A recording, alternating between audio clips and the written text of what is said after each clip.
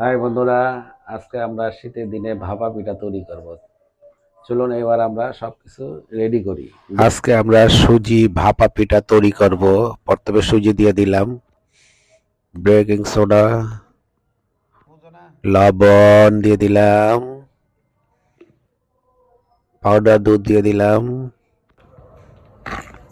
একটু মিক্স করে এখন আমরা দিয়ে দিব দুধ। দুধ দিয়ে একটু ভালো করে এরকম করে নেবেন সবাই। এখন কড়াইয়ের মধ্যে সাদা তেল দিয়ে দিলাম, গুড় দিয়ে দিলাম, নারকেল দিয়ে ভালো করে নাড়াচাড়া করে সুন্দর করে এভাবে নামিয়ে ফেলবেন। এখন আমরা বাটির মধ্যে সুন্দরভাবে পরিবেশন করে উপরে পুর দিয়ে নিচে দিয়ে সুন্দর করে ভালোভাবে সুন্দর দেখার জন্য উপরে একটু কিশমিশ পরিবেশন করলাম। এখন আমরা চুলার মধ্যে বসিয়ে দিলাম।